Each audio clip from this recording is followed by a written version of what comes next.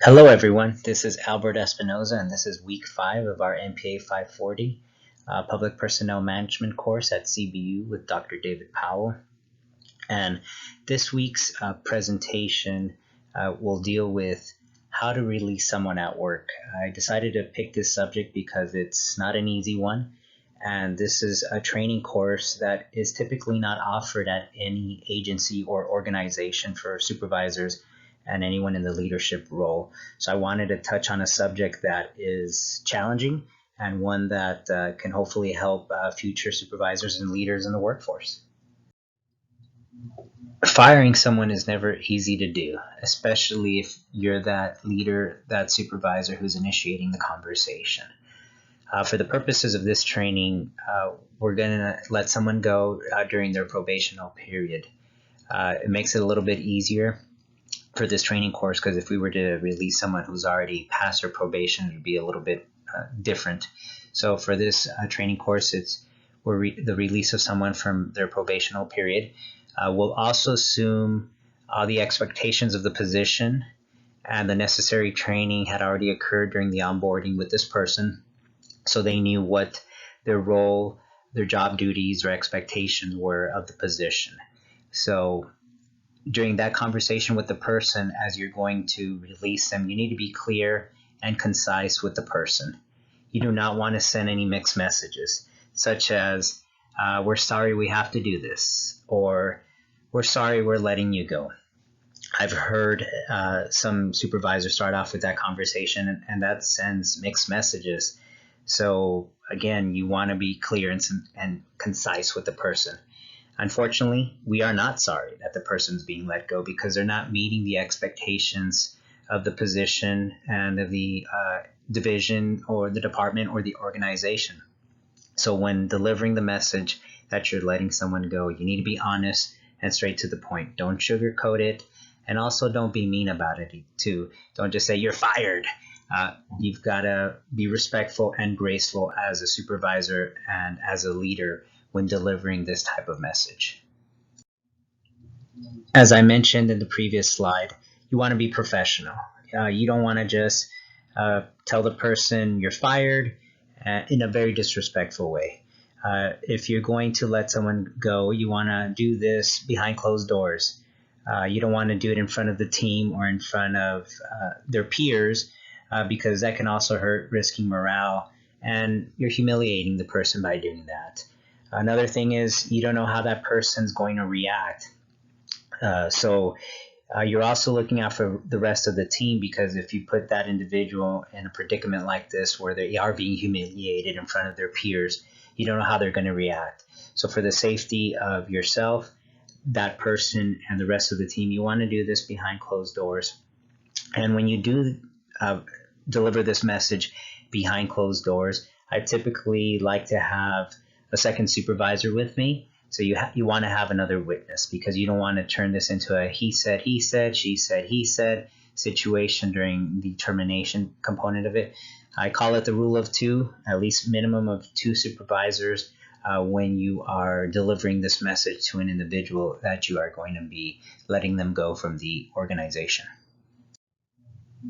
An important step in the release of anyone from any organization is working with human resources.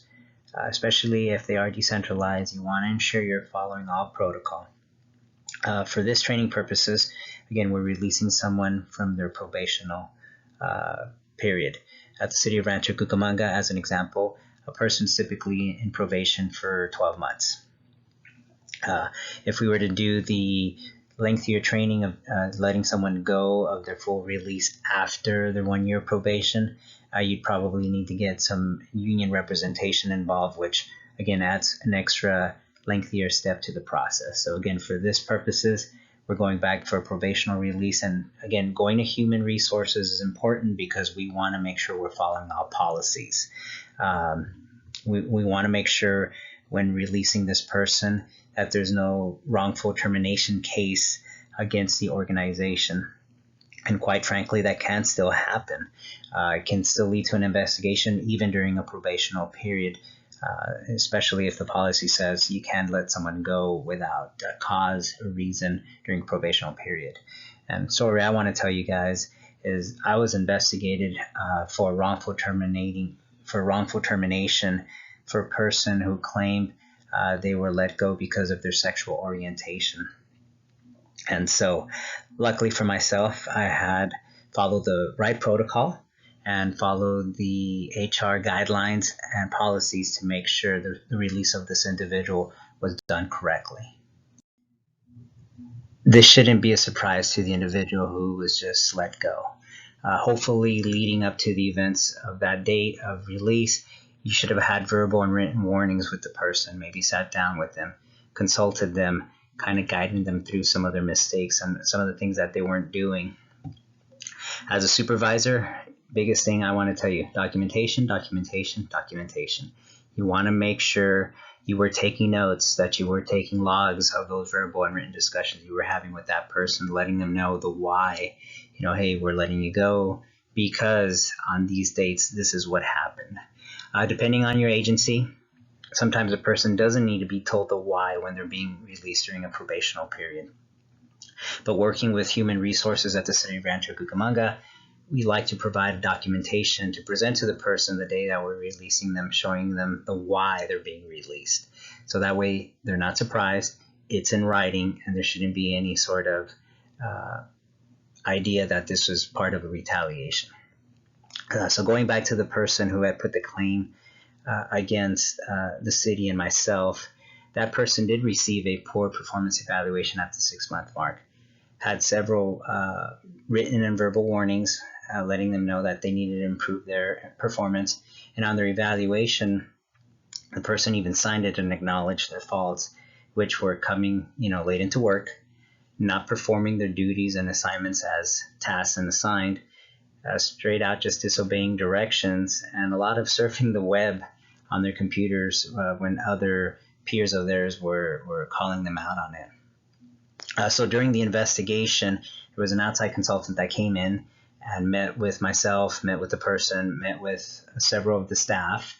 And again, during this investigation, all the supporting documentation came out. So we had computer logs of the person surfing the web.